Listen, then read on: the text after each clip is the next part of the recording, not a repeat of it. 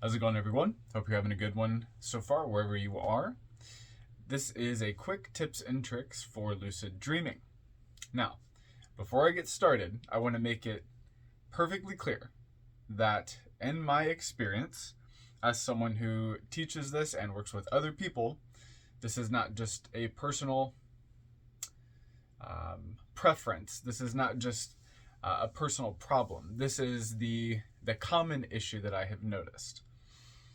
More than likely, it is way more about your state of mind going into the lucid dreaming and astral projection exercises than the actual techniques or any pre-gifted capacity that someone might have.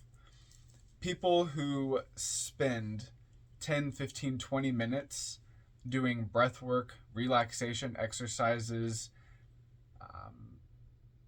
imaginative meditation and visualization have a much easier time with this than people who worry about which technique, how they're doing it, how often, what the astrological alignment is, what day of the week.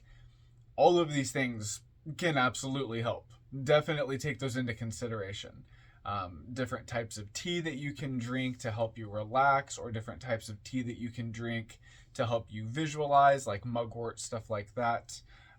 Avoiding really bright lights so that your DMT producers, your dimethyltryptamine receptors, are not depleted or turned off because they think it's daytime and not time to dream. All of these things. All of this stuff does come into play, but it seems to be so much more about your mindset going into it than what specific day of the week it is, or what specific technique you're using, or what mantra, etc., etc. Now, let's actually get started. My number one suggestion is to practice something like focused visualization or focused meditation. In some traditions, they call it dharana or dharana, and it will at some point become something greater, like something like dhyana or dhyana, which is akin to a union with the thing that you are envisioning or meditating upon.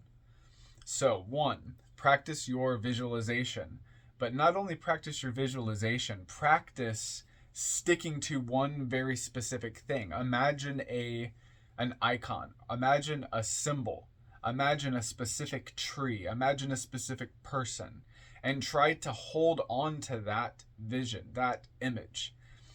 This is, in my experience, so much more important than what kind of technique you're using, because you could use the right technique, so to speak.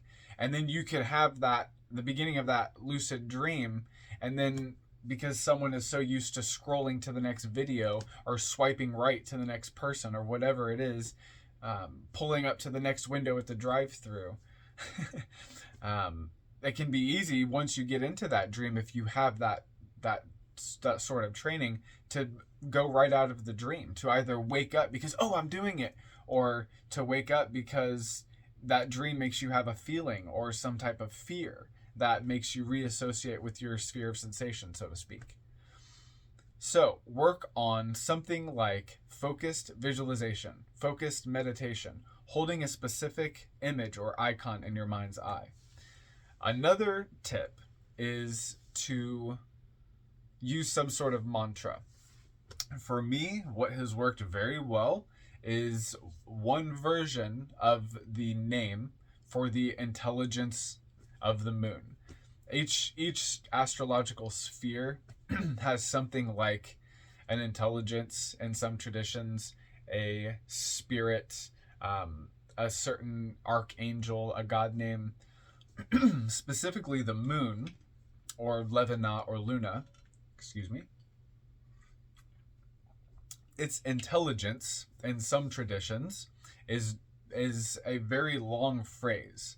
The one that I use is Malka Be, Tarshashim, Ve'ad Be, Ruach Hoth, Shekalim. and using that as a mantra very slowly as I inhale and exhale. There's different ways you can do it, but using that as a mantra has completely exponentiated my practice. So perhaps that or something like that can assist you. Another technique is, and I recommend doing this after you're able to actually hold a visualization. Another technique is active visualization that involves multiple senses. So for instance, one that I typically use is as you're laying there in the darkness of your room, beginning this exercise. One thing that a lot of people express is that they feel like they're just staring at the back of their eyelids. And in my experience, that's not what you want to do. That keeps you too focused right here and right now. So what I usually will tell them to do is to imagine the sound of something. The sound of leaves crunching underneath their feet, or a sound of a river, rippling next to them. Things like this, birds chirping as the sun sets. And it can be very helpful to imagine that it is evening, the sunset, or nighttime with a moon. Hear the crunching of the leaves, hear the rippling of the river, and then imagine that you, or your astral double, is the one making that sound by actually treading through the forest, walking on the leaves. And then they can feel themselves making those steps. They can feel the wind. They can hear the sound. And once they find themselves in that scenery, perhaps they can follow the sound of the river or the creek and figure out where it is, or maybe it's right next to you, or whoever is doing this. If this isn't enough, you can keep going. This takes some people much longer than others. If you find yourself still needing more, imagine that you walk over to the river and you begin collecting large flat stones. These stones can be used to build an archway to walk through once you have imbued it with some astral and etheric essence. So build the archway, and then perhaps set the final keystone to hold the archway in. And perhaps when you set that final keystone, the whole portal comes alight. Or perhaps you draw some sort of magical image on the keystone that brings it to life. And perhaps you can step through this portal. Some people find it easier to step backward through the portal. Some people find it easier to pull something through the portal as opposed to walking through. There you go.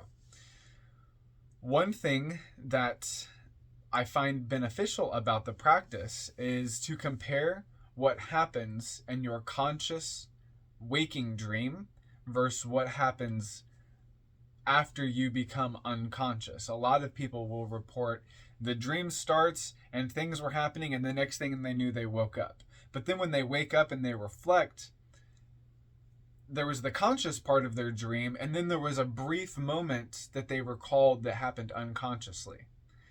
And if we think of this like a vending machine, or if we think about this like AI, which that's actually something I want to get into, is the nature of AI and the unconscious mind.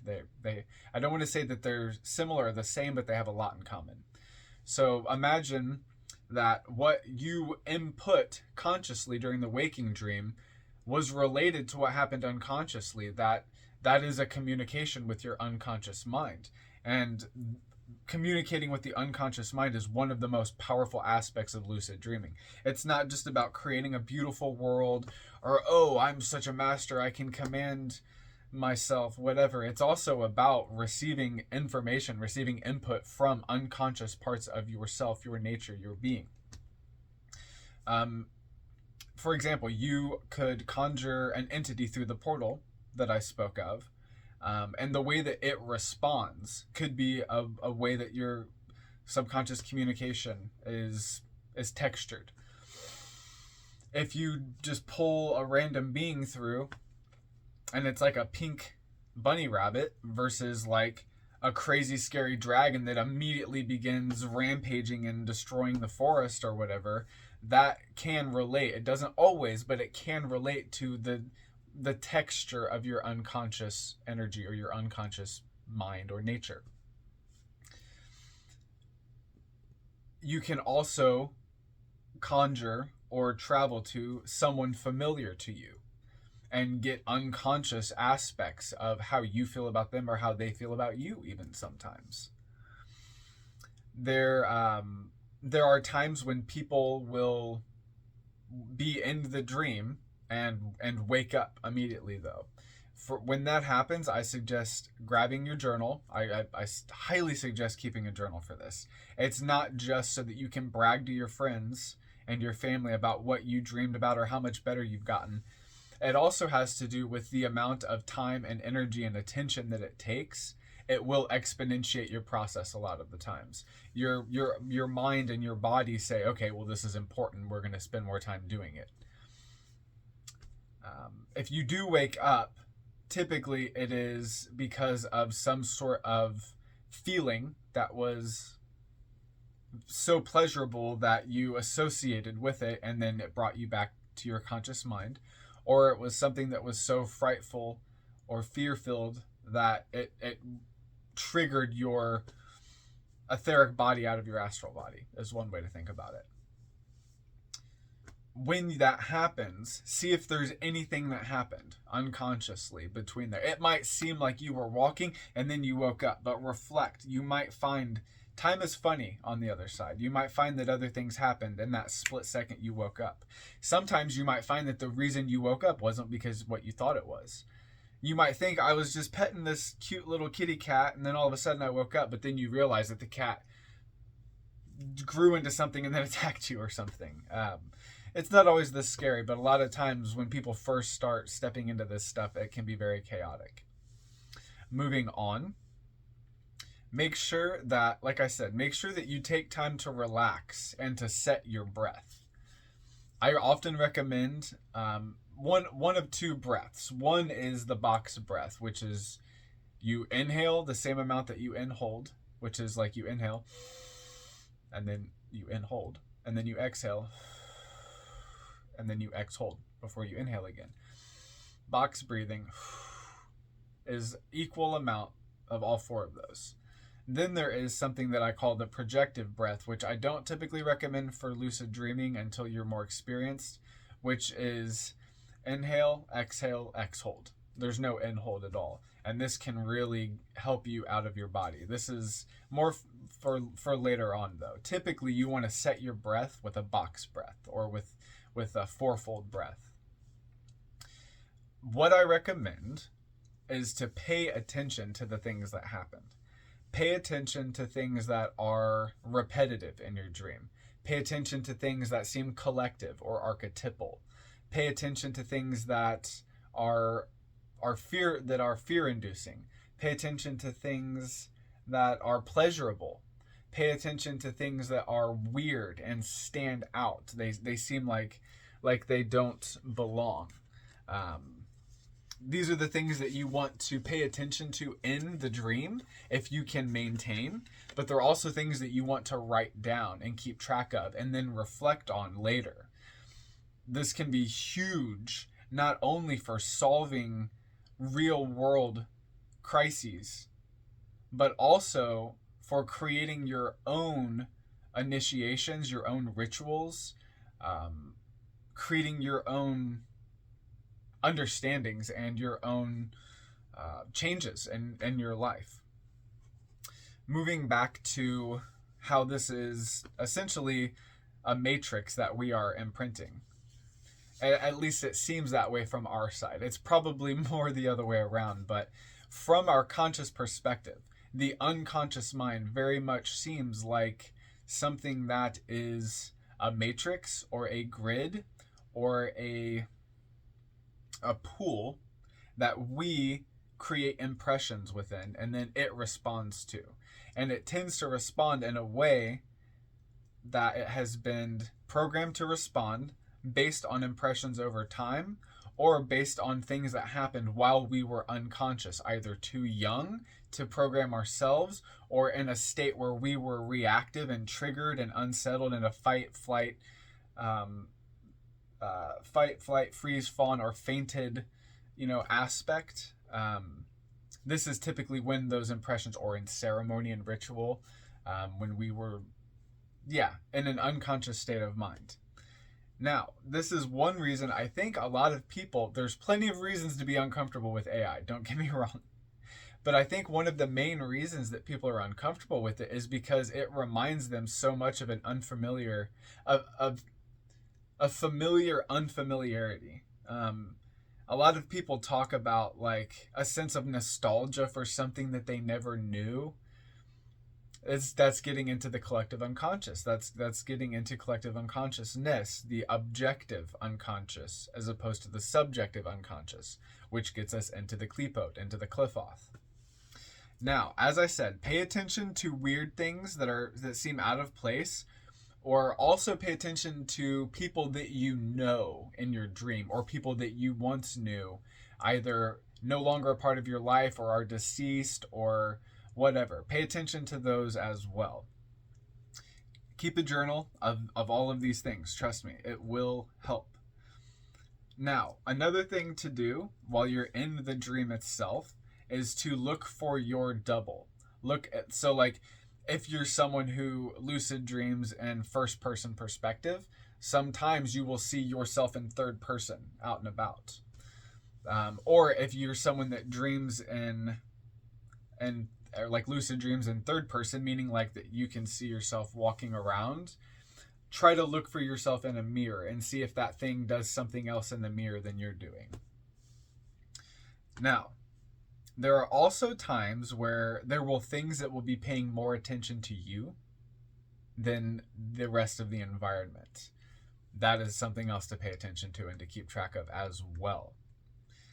One of the last pieces of advice that I have to do for something while you are in the dream, because I don't want to paint your canvas too much. I want you to get in there and explore what happens without me giving you too much to expect.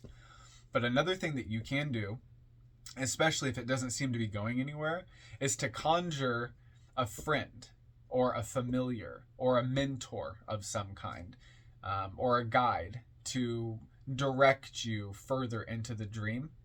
That can be very, very, very beneficial. Sometimes it can be, like I use my grandfather a lot. That has been pretty beneficial for my practice. Feel free to do whatever you like. Finally, I will cover some techniques.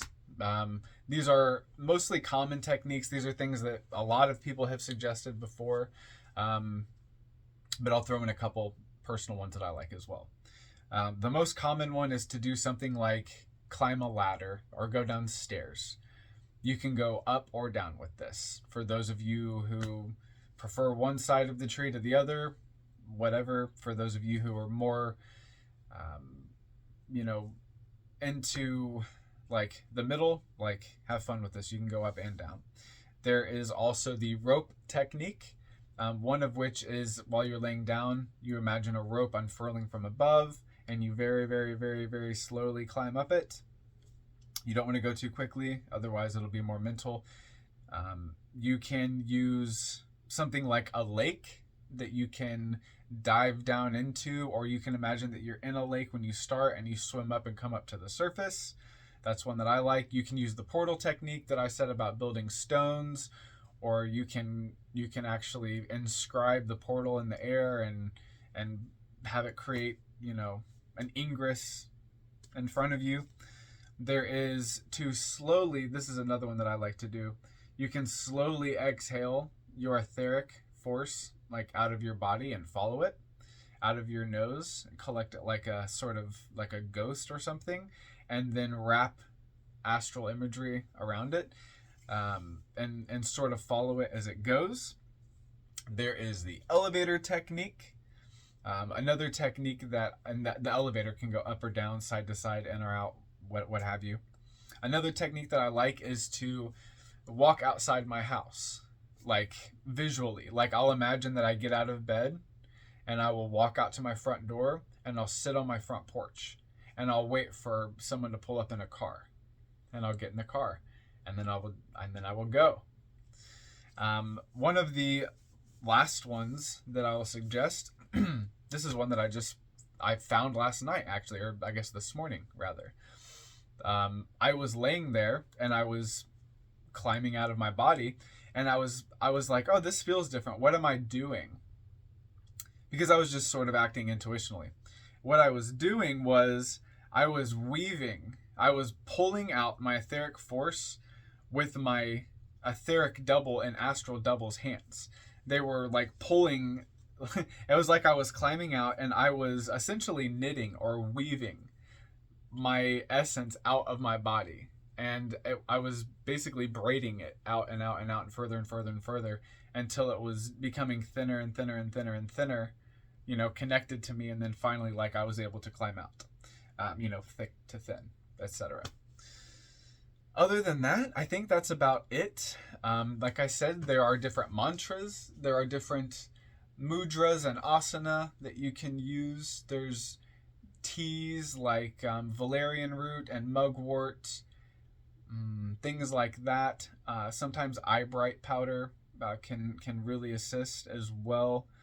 But yeah, like I said, it's probably more about your state of mind going into it than the actual techniques that you're using.